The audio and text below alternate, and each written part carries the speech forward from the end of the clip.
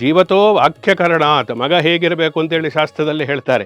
ಜೀವತೋ ವಾಕ್ಯಕರಣಾತ್ ವ್ರತಾಯಾಂತೆ ಭೂರಿ ಭೋಜನ ಕಯಾಯಾಂ ಪಿಂಡದಾನಂಚ ತಿಬಿಪುತ್ರಸ್ಯ ಪುತ್ರತಃ ಅನ್ನತಕ್ಕಂಥದ್ದು ಪುತ್ರನಿಗೆ ಹೇಳಿರ್ತಕ್ಕಂತಹ ಡೆಫಿನೇಷನ್.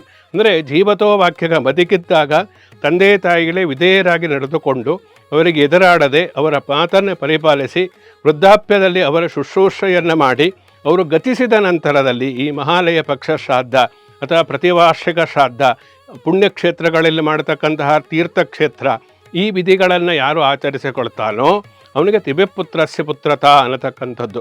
ವೃತಾಯಾಂತೆ ಭೂರಿ ಭೋಜನ ಅಂದರೆ ಈ ಪಿತೃಪಕ್ಷದಲ್ಲಿ ಮಾಡತಕ್ಕಂತಹ ಶ್ರಾದ್ದ, ವಾರ್ಷಿಕ ಶ್ರಾದ್ದ, ಔರ್ಧ್ವಕ್ರಿಯಾದಿ ವಿಧಿಗಳು ಇವುಗಳೆಲ್ಲವೂ ಕೂಡ ದಾನ ಧರ್ಮಗಳನ್ನು, ಅನ್ನದಾನವನ್ನು ಮಾಡತಕ್ಕಂಥದ್ದೇ ಪ್ರಮುಖವಾಗಿ ಶ್ರಾದ್ದದಲ್ಲಿ ನಾವು ಪರಿಪಾಲನೆಯನ್ನು ಮಾಡತಕ್ಕಂಥದ್ದು. ಮಹಾಲಯ ಪಕ್ಷದಲ್ಲಿ ವಿಶೇಷವಾಗಿ ಪುತ್ರಧರ್ಮವನ್ನು ಪರಿಪಾಲನೆ ಮಾಡತಕ್ಕಂತಹ ಪಕ್ಷವೇ ಇದು ಆಗಿರುವುದರಿಂದ ಅವನು ಪ್ರಮುಖವಾಗಿ ಆ ಪಿತೃಕಾರ್ಯವನ್ನು ಮಾಡಲೇಬೇಕು ಮಹಾಲಯ ಪಕ್ಷದಲ್ಲಿ ಅಂತ ಹೇಳುತ್ತೆ.